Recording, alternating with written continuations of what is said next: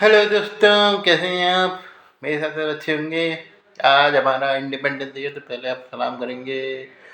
जन गण मन अधिनायक जय हिंद भारत भाग्य विधाता।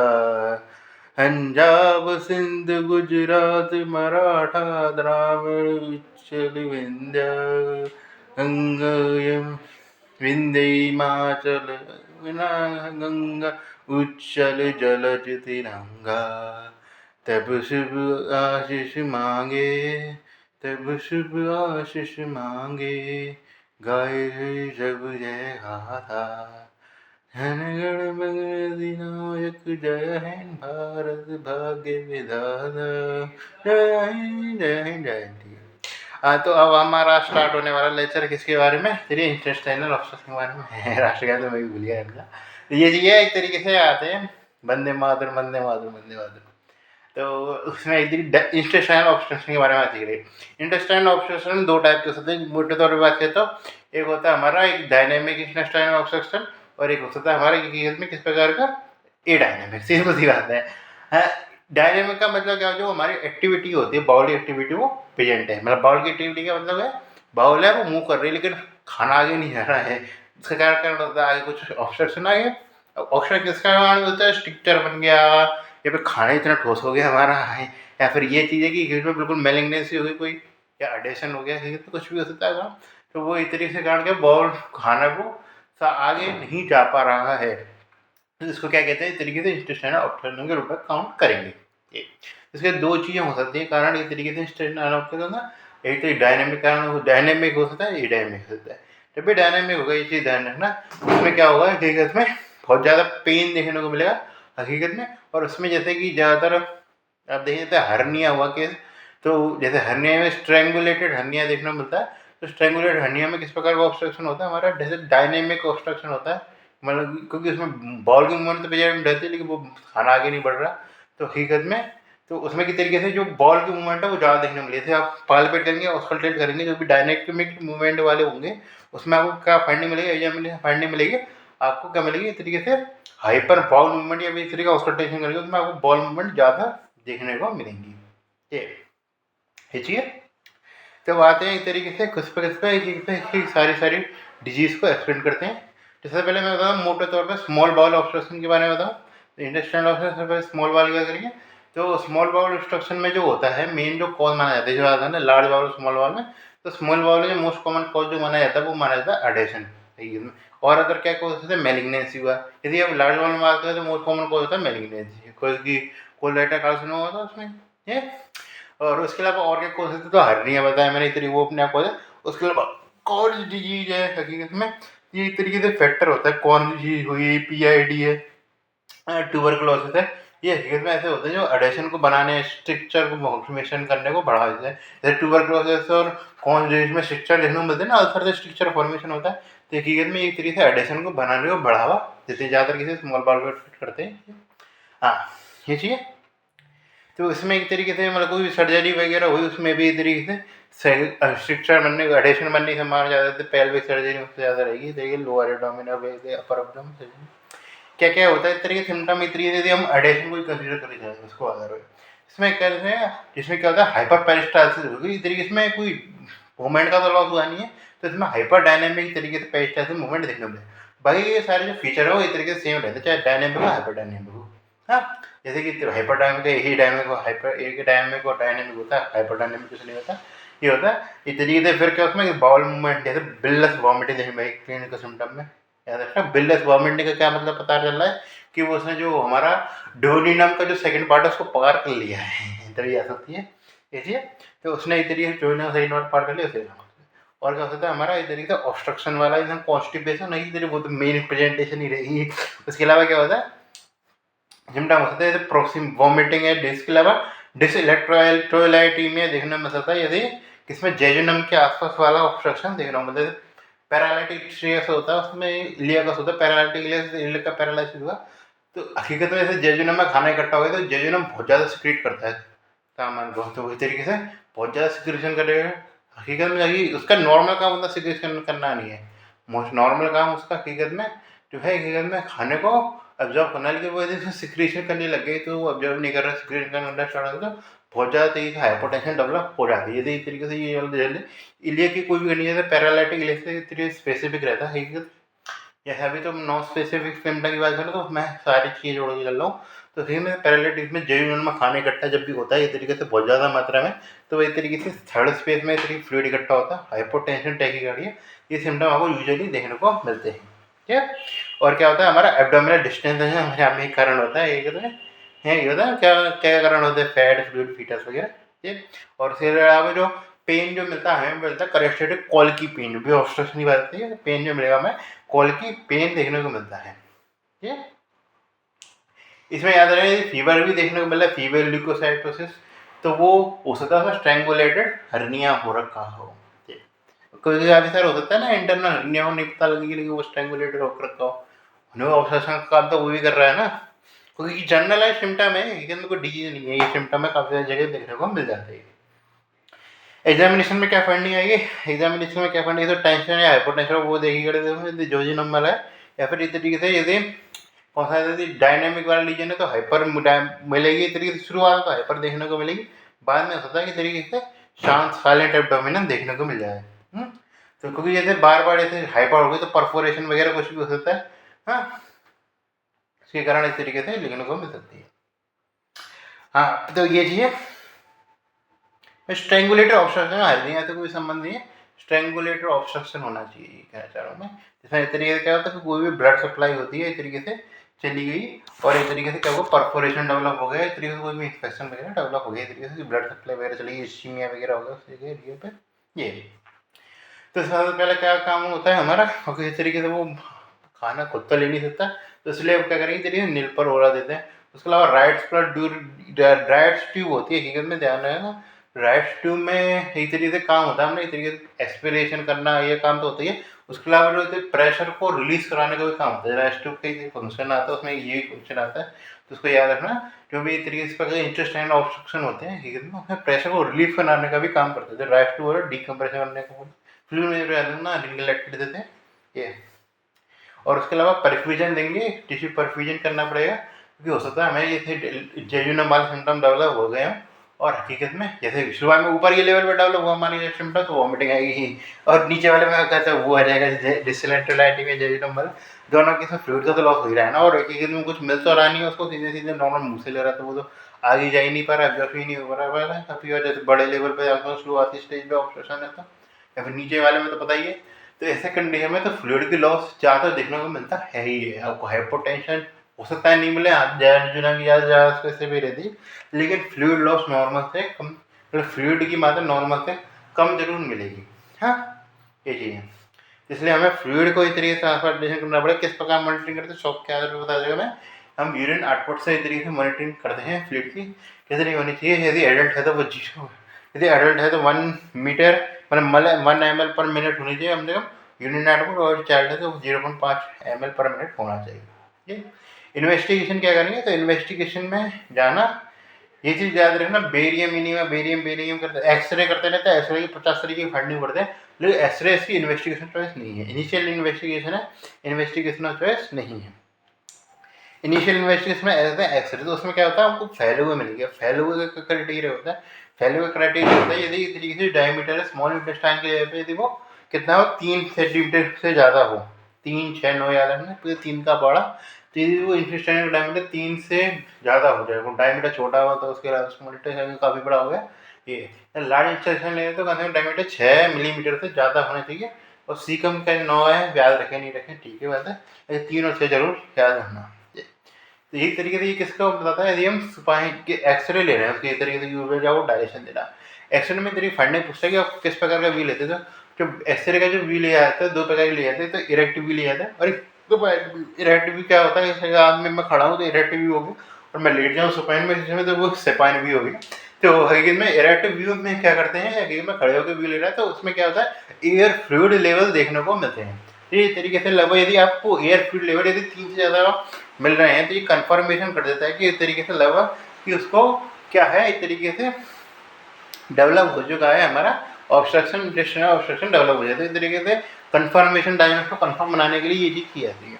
लेकिन जो इस तरीके से सुपाइन व्यू होता है इसमें एक्सरे लिया था वो साइड पता करने के लिए, तो कहाँ पे हो सकता है इस तरीके से स्मॉल इंटेस्टाइन में डोडेनम के लेवल पे तो अपने आप में सिम्टम आएंगे, तो डोडेनम का बात नहीं है, उसकी मात्रा भी ज़्यादा नहीं होती लंबाई।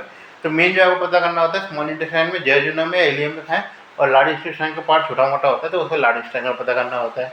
ये तो जेजुनम की फाइंडिंग क्या रहती है, जेजुनम की फाइंडिंग में करेक्टरिस्टिक देखने को मिल गया, थोड़ा बताता हूँ। तो इसमें अगर आपने देखा होगा तो ये तरीके से वॉल्वुलस कन्विटेंस होता है, हाँ यदि आप देख पा रहे हैं तो वॉल्वुलस कन्विटेंस होता है, ये तरीके से देखना पड़ता है। इसमें तरीके से वाल्व वाले से लीजन मिल रहा है तो पूरी पूरी लाइन सफेद जाएगी, यदि ये माने ना आधी अधूरी नहीं जाएगी, यदि आधी लाइन आधी अधूरी जा रही है तब तो इस तरीके से वो इलियम की तरफ जा रहे हैं। इसमें पूरा इस तरीके से पूरा एकदम चूड़ियाँ चूड़ियाँ बनती हुई देखेंगी हकीकत में, ये जैसे क्या कहते हैं इस तरीके से सर्कमफेरेंस रिंग लाइक पैटर्न देखने को मिलेगा।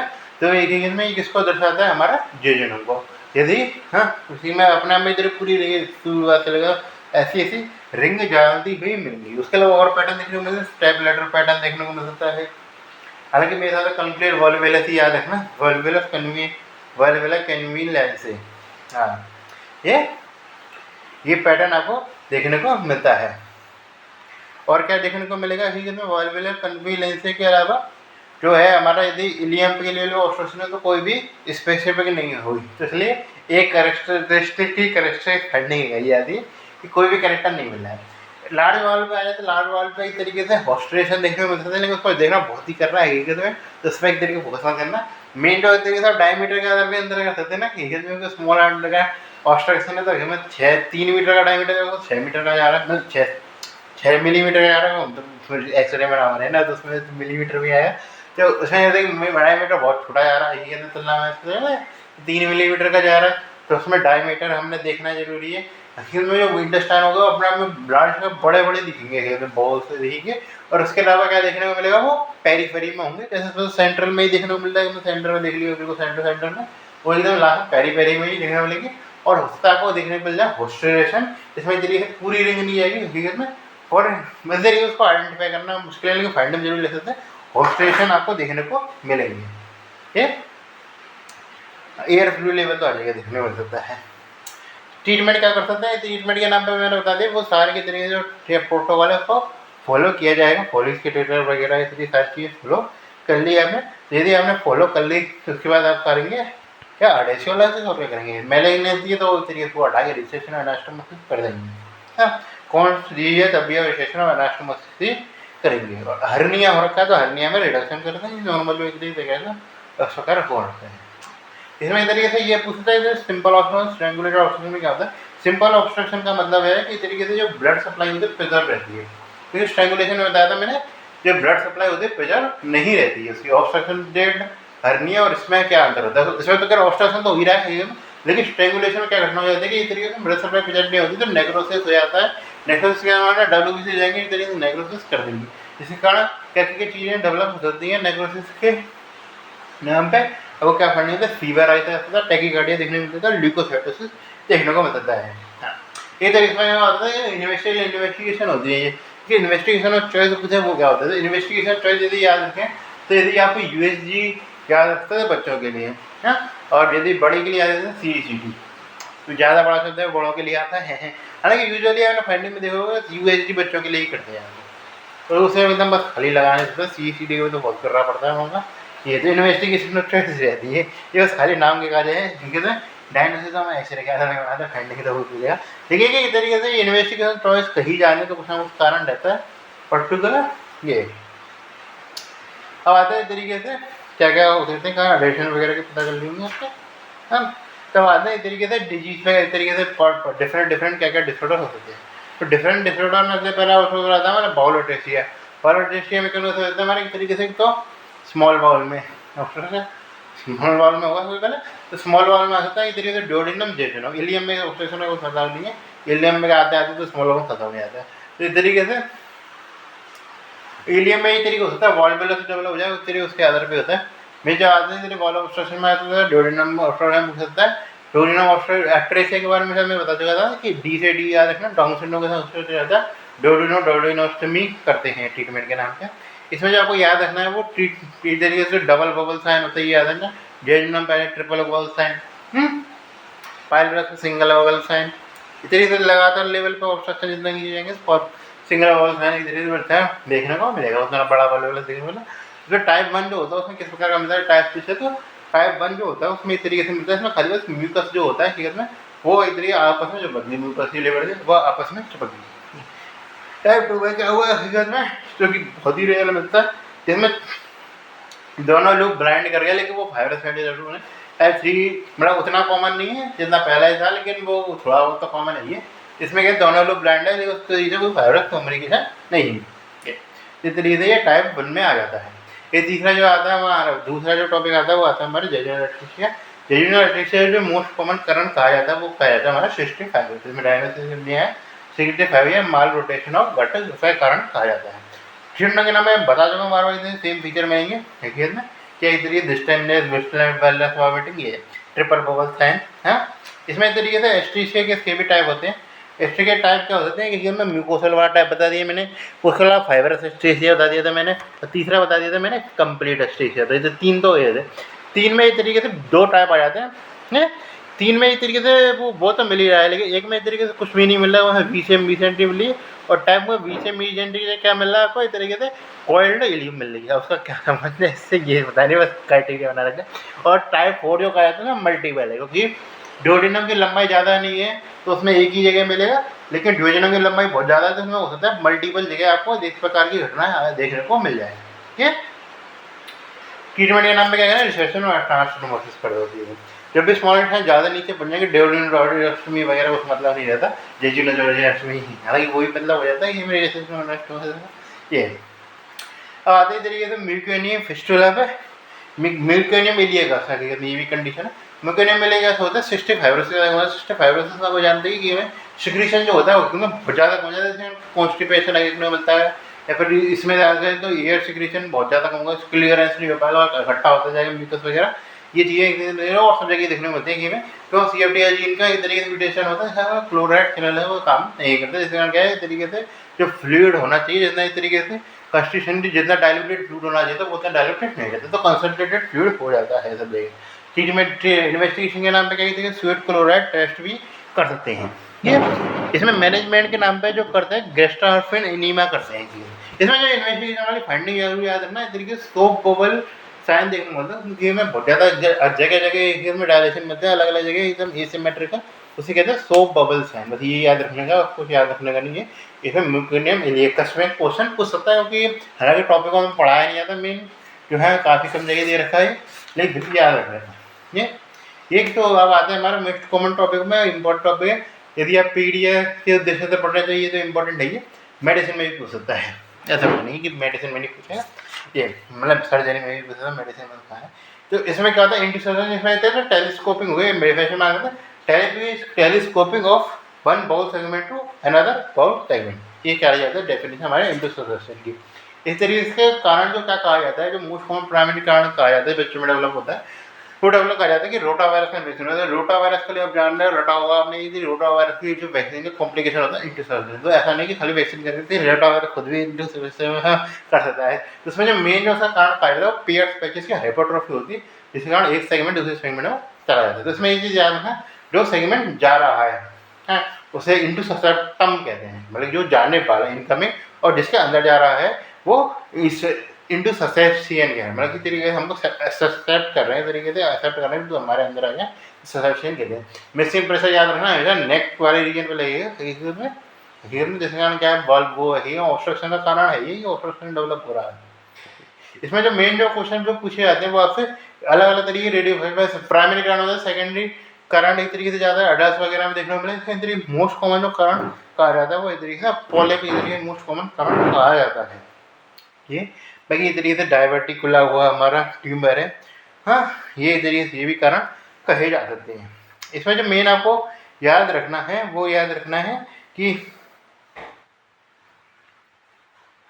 ठीक है चलो, मोस्ट कॉमन जो याद रखना है इस तरीके से, इसमें तो ये चीज़ पूछा है। इसमें जो चाइल्ड कैसे प्रेजेंट कर रहा है, चाइल्ड में तो इस तरीके से पेन वगैरह पता नहीं था, चाइल्ड को जो होता है इस तरीके से प्रेजेंटेशन के नाम पे क्लिनिकल पिक्चर जो यानी चाइल्ड की इसमें एक तरीके से पेन कर रहा है, बहुत ज़्यादा टाइम पे पेन हो रहा है पर्टिकुलर, ये तो फीचर तो आते ही हैं।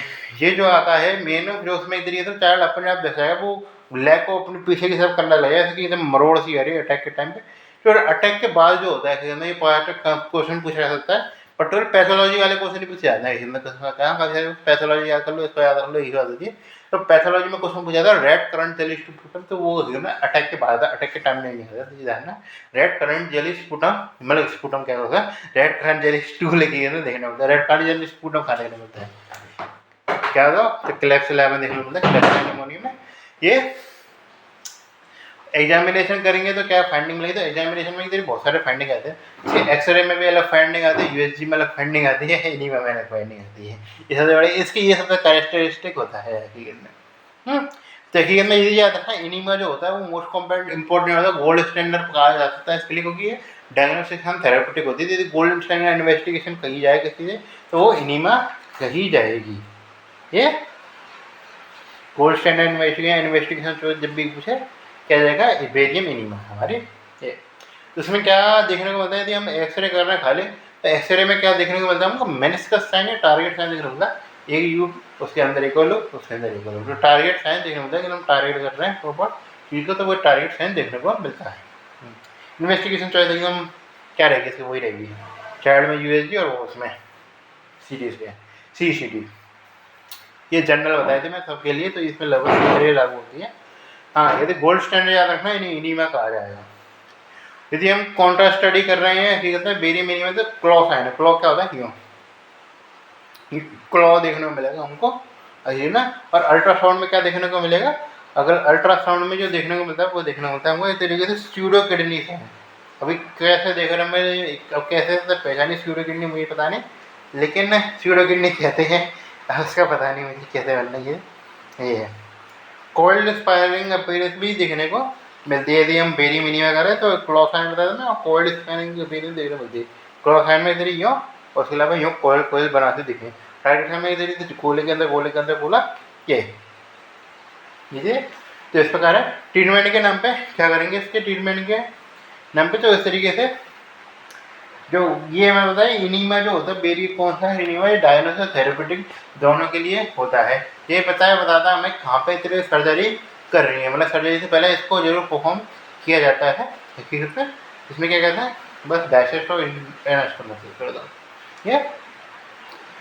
हाँ, तो अब अगला आता है हमारा पैरालिटिक इलियकस। पैरालिटिक इलियकस का मतलब क्या होता है, इस तरीके से पैरालिसिस हो गया इलियस का।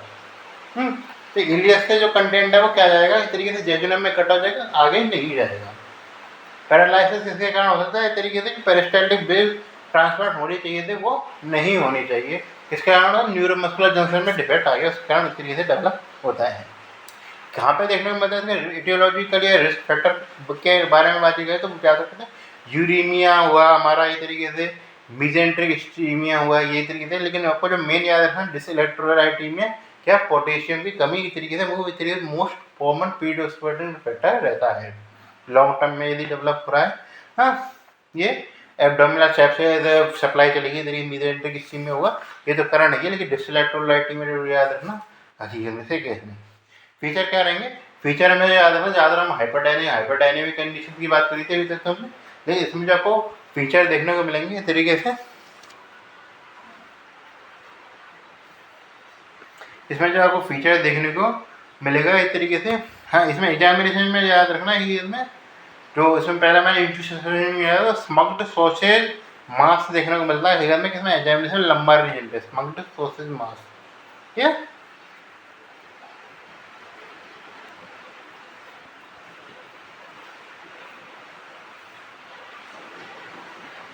देखिए, तो इसमें आते हैं स्मग्ड सॉसेज मास देखने को मिलता है। इसमें एग्जामिनेशन में मिलता है एब्सेंट बाउल फ्रॉम, कोई भी फीटस पे ऐसे जब पास आउट नहीं हो रहा है, कोई भी कुछ भी पास आउट नहीं हो रहा। एब्डोमिनल डिस्टर्बेंस और वॉमिटिंग तो देखने को मिलती है एब्डोमिनल डिस्टर्बेंस। इन्वेस्टिगेशन चॉइस क्या जाएगी इसमें जाएगी हमारा एब्डोमिनल एक्सरे। क्यों जाएगी, क्योंकि इसमें हम इतना ज़्यादा वेट नहीं करते, ज़्यादा इस तरीके से बहुत ज़्यादा इस तरीके से डिसइलेक्ट्रोलाइटीमिया के साथ आया होता है ये आदमी। फाइंडिंग क्या देखने को मिल सकती है, हमको डायलेटेड बाउल लूप्स देखने को मिलते हैं। हाँ, और इस तरीके से एयर फ्लूइड लेवल में पेशेंट होते हैं मल्टीपल, मतलब जो नॉर्मल नॉर्मल फाइंडिंग वही देखने को मिलती है। मैनेजमेंट क्या करेंगे तो मतलब नेजो गैस्ट्रिक एस्पिरेशन कराते हैं कि में इसको ये। उसके अलावा क्या कहते हैं हमारा ओरल फ्लूइड इंटेक को बहुत ही कम कराया जाता है, क्योंकि मैं जाते हैं कि बहुत ज़्यादा हकीकत में ओरल से नहीं आएगा तो फिर वो डिस्टेंट में होती चली जाएगी। ये मतलब इसे ओरल फ्लूइड नहीं दिया जाता है। हाँ, तो इसलिए क्या करते हैं हकीकत में सीधे डिश इलेक्ट्रोलाइट में वो करेक्ट करिए और कुछ करने की ज़रूरत नहीं है। कीजिए।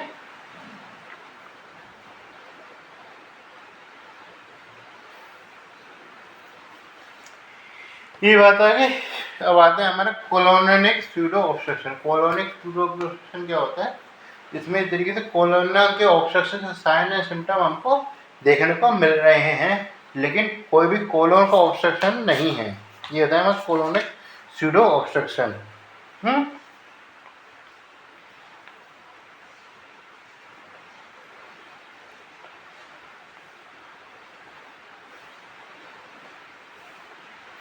तो इसमें क्या होता था? प्राइमरी कारण होता था जैसे ओलिगो सिंड्रोम, अगीलीवे सिंड्रोम, ओलिगोविसे सिंड्रोम कहते हैं। सेकेंडरी कारण हो सकता है इसमें तरीकों की सर्जरी वगैरह हुई है हमारी, इस तरीके से इंजरी हुई, स्पाइनल इंजरी हुई है हमारी, या हाइपोथायराइडिज्म इस तरीके से कारण होता है, हेमेटोमा कारण होता है, रेट्रोपेरिटोनियल हेमेटोमा, ये कारण गिने जाते हैं सेकेंडरी कोर्सेज। हाँ, इसमें क्या देखने को मिलता है? बहुत ज़्यादा इस तरीके से एब्डोमिनल डिस्टेंशन देखने को मिलता है। इसका जो मेन जो कारण कहा जाता है इसके डेवलप होने के लिए वो कहा जाता है सिंपैथेटिक सिस्टम की ओवर एक्टिविटी। सिंपैथेटिक सिस्टम की ओवर एक्टिविटी है तो वो पेरिस्टाल्सिस को कम कर देती है, जिस कारण बॉल की मूवमेंट नहीं हो पाएगी। तो इसमें क्या होता है? एयर होती है वही एक तरीके से ऑब्स्ट्रक्शन करने का काम कर रही है। ये सही तरीके से एयर ऑब्स्ट्रक्शन करने वाले इसको स्यूडो ऑब्स्ट्रक्शन होता है। फाइंडिंग क्या देखने को मिलेगी? एक तरीके से मेरे तो इस तरीके से बहुत ज़्यादा मैसिव, एक तरीके से याद रखना, मैसिव डिस्टेंस देखने को मिलेगा लार्ज वॉल में। ये तो एक तरीके से बहुत ज़्यादा बड़ी बात है। कोई भी पैसेज ऑफ फीटस हो, फ्लूइड का पैसेज नहीं हो रहा है, ये सबसे बड़ा अंतर पॉइंट होता है। ये तरीके से पैसेज ऑफ फ्लूइड्स का आदान प्रदान नहीं हो रहा है। ये एक्सरे में क्या देखने को मिलेगी? सीकम जो होता है हमारा, सीकम का जो 9 सेंटीमीटर डायमीटर सेट करा था हमने, वो यहीं पे लागू होता है। तो सीकम का डायमीटर 9 से ऊपर चला जाता है। ये तब इसको दर्शाता है हकीकत में। ट्रीटमेंट के नाम पे क्या करेंगे? ट्रीटमेंट के नाम पे हमको करना पड़ेगा पैरासिम्पैथेटिक एक्टिविटी करना पड़ेगा। किसके द्वारा करेंगे? नियोसिटिक के द्वारा एक्टिवेट करते हैं पैरासिम्पैथेटिक सिस्टम। ठीक, अब आते हैं इस तरीके से large wall obstruction. Large wall obstruction में जो मोस्ट कॉमन साइट कही जाती है, मोस्ट कॉमन कारण तो पता होगा मेलिग्नेंसी, मोस्ट कॉमन साइट जो कही जाती है वो रेक्टम कही जाती है, उस पर सिग्मॉइड कोलन है। हाँ, इसमें कोलन की मेलिग्नेंसी के अनुसार उसका ट्रीटमेंट किया जाता है। मेलिग्नेंसी जब आएगी तो बताएंगे इसमें। तो इसमें आते हैं हकीकत में, तो उसके बाद तो रेक्टम वगैरह मेलिग्नेंसी का जो है मोस्ट कॉमन कारण हो रहा है लार्ज वॉल ऑब्स्ट्रक्शन का, वो कहा जाता है हमारा वॉल्वुलस। तो वॉल्वुलस का टॉपिक पता होना चाहिए। वॉल्वुलस पे आए तो तरीके से हमारे 2 प्रकार के वॉल्वुलस देखने को मिलते हैं। एक जो हमारा देखने को मिलता है सीकल वॉल्वुलस, सीकम के आसपास देखने को मिल रहा है, और एक हमारा देखने को मिलता है सिग्मॉइड वॉल्वुलस। ये सिग्मॉइड पे तरीके से सिग्मॉइड कोलन में वॉल्वुलस देखने को मिलता है। मोर कॉमन कौन सा होता है? हमारा सिग्मॉइड वॉल्वुलस मोस्ट कॉमन होता है, ये थोड़ा सा लेस कॉमन होता है। इसमें जिस तरीके से सिग्मॉइड में क्लॉकवाइज एंटी क्लॉकवाइज दोनों प्रकार के रोटेशन देखने को मिलते हैं, उसमें एक तरीके से वो क्लॉकवाइज रोटेशन देखने को मिलेगा। इसमें एक तरीके से जो रिस्क फैक्टर रहे कहे जाते हैं, वो क्या कहे जाते हैं? जिस तरीके से जिसका रिस्क फैक्टर कहा जाता है वो कहा जाता है हमारे इस तरीके से कॉन्स्टिपेशन, जो सिग्मॉइड वॉल्वुलस हुआ, क्या रिस्क फैक्टर है हमारे इस तरीके से वो मतलब कॉन्स्टिपेशन, लॉन्ग और नैरो मीथेन कही जाते हैं इस तरीके से। हाँ, इसमें तरीके से प्रीडिस्पोजिंग फैक्टर क्या कहते जाते हैं हकीकत में? जिसमें मल्टी पैरा पेशेंट होते हैं, जैसे फीमेल हुई, मल्टी पैरा पेशेंट हुए, उसके अलावा प्रीवियस सर्जरी हो हकीकत में, जैसे लिगामेंट डिवाइड किया हो, वो इस तरीके से करते होते हैं। उसके अलावा माल रोटेशन हो रखा हो हकीकत में सीकम का, वो इस तरीके से कारण कहा जाता है। ये इस तरीके से इसमें और क्या क्या चीज़ कही जाती है? ये और जो प्री डिफाइंड हॉस्पिटलाइज पेशेंट हुआ है, साइकेट्रिक पेशेंट है, इसमें कहते हैं एंटी जो साइकोटिक मेडिसिन चल रही थी ओपियोइड वगैरह, उसके कारण इस तरीके से डेवलप हो सकता है। उस कारण ये साइकेट्रिक में ज़्यादा देखने को मिलता है। कौन सा हमारा सिग्मोइड क्वालिटी ये किसमें देखने को मिलता है बताया तो मैं हकीकत में पर्टिकुलर इसे प्रीवियस सर्जरी हो रखी हो जिसकी हेड में मल्टीपेरा है जो कि इधर रिलैक्सेशन करने का मतलब इस एरिया में। उसके अलावा डिस्टल ऑब्स्ट्रक्शन लीजन है ठीक है, फिर उसके आगे डिस्टल कहीं भी ऑब्स्ट्रक्शन हो रखा है। और हकीकत में याद रखें क्लिनिकल फीचर क्या क्या देखने को मिलेंगे, तो उनमें कॉल की एब्डोमिनल पेन देखने को मिलेगा, वॉमिटिंग देखने को मिलती है, डिस्टेंशन देखने को मिलता है, कॉन्स्टिपेशन वगैरह सारी चीज़ें देखने को मिलती हैं। अब आते हैं हकीकत में एक्सरे फाइंडिंग पे। तो एक्सरे फाइंडिंग में क्या देखने को मिलता है, एक्सरे फाइंडिंग में जो देखने को मिलता है हमको कॉफ़ी बीन साइन देखने को मिलता है, एकदम कॉफ़ी बीन की तरह बिल्कुल मुड़ के इस तरीके आ गए। इसमें याद रखना मुड़ के बिल्कुल एकदम टाइट बांध जाता है, जिसके कारण क्या होता है हकीकत में एकदम क्लोज डूप ऑप्शन होता है, इसमें स्ट्रैंगुलेशन जो होता है वो ज़्यादा होता है कंपेरेटिवली जो पहला था उसके कंपेरेटिव में। ये बेरियम मिनिमा करते हैं तो उसमें क्या देखने को मिलता है, बेरियम में तो बर्ड बीक साइन सुना होगा आपने, एक्लेजिया कार्डिया के लिए कराता है, तो वो इसमें भी देखने को मिलता है बर्ड बीक साइन, ये bird beak sign, ace of spades sign, ये सारे देखने को मिलते हैं। ट्रीटमेंट के नाम पे क्या करेंगे, ट्रीटमेंट कोलोनोस्कोपिक डिस्टॉर्शन कहा जाता है, कोलोनोस्कोपिक डिस्टॉर्शन इलेक्टिव कोलेस्टोमी कही जाती है। कोलेस्टोमी का याद रखना, जो भी तरीके से पर्टिकुलर सिग्मोइड कोलोन के तरीके कोलेस्टोमी करने के लिए जो प्रोसीजर यूज़ किया जाता है वो हार्टमैन प्रोसीजर यूज़ किया जाता है। हार्टमैन प्रोसीजर में क्या क्या करते हैं इस तरीके से सिग्मोइड कोलोन को निकाल दिया आपने, उसके अलावा क्या कहता है हमारा डिस्टेंडिंग कोलोन होता है, उसके अलावा कोलेस्टोमी कर दी। कोलेस्टोमी का क्या होता है, इस तरीके से स्टियोटमी कोलेस्टोमी होता है, यानी कि तरीके से उसको स्किन से जोड़ दिया ठीक है, और जो रेक्टम है उसको क्लोज कर दिया। तो ये 3 कंपोनेंट होते हैं कि तरीके से मुड़ा हुआ आगे जा नहीं रहा तो उसको आगे का हिस्सा ही बंद कर दो, सीधे स्किन से ही बाहर निकलेगा हमारे वहाँ, जिसे कहते हैं हार्टमैन प्रोसीजर। कोलोनोस्टोमी स्टियोटमी हम आगे बताएंगे। ये इसमें क्या होता है, इसमें सीकम पे लेवल पर ऑब्स्ट्रक्शन हो रहा है, याद रखिए एब्डोमिनल में क्या फाइंडिंग होता है, किडनी बीन साइन देखने को मिलती है। इसमें याद रखना परफोरेशन स्ट्रैंगुलेशन की ज़्यादातर आपको फीचर है वो नहीं देखने को मिलते हैं, जिसके कारण क्या है हकीकत में ज़्यादातर राइट हिस्टेक्टमी कर देते हैं, हिस्टेक्टमी करते हैं, हेमिकोलेक्टमी कर देते हैं, तो इधर की साइड होता है हार्टमैन प्रोसीजर अलग से स्पेसिफिक नहीं है। हेमिकोलेक्टमी जो सर्जरी के लिए करते हैं वो इस तरीके से वो चीज़ इस तरीके से बात आती है, इसके इसमें भी है। तो मेन आपका इसके अंदर भी पूछ सकता है और ज़्यादा कुछ खास नहीं पूछेगा। फिर आता है हकीकत में इंटेस्टाइनल स्ट्रक्चर। तो इस तरीके से इंटेस्टाइनल स्ट्रक्चर किसमें देखने को मिलता है, टीवी में देखने को मिलता है, और कौन सी डिजीज में देखने को मिलता है, क्योंकि इसमें तरीके से आपको ट्रांसफर सल्सर देखने को मिलता है कि हील होते हैं तो हमारे स्ट्रक्चर बनाने का काम करते हैं, ठीक है। इसमें याद रखना जो ट्रांसफर सल्सर टीवी का ज़्यादातर फिक्स तरीके से उसका एरिया रहता है, लेकिन जो कौन सी डिजीज वाला होता है वो कहीं पे भी डेवलप हो सकता है।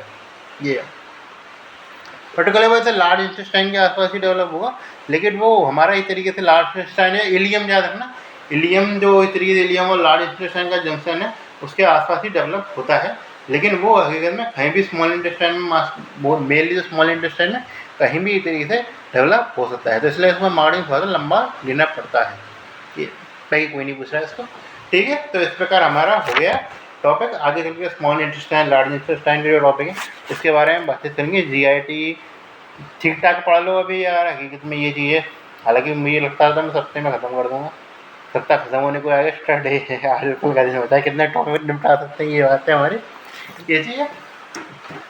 हाँ ठीक है यार।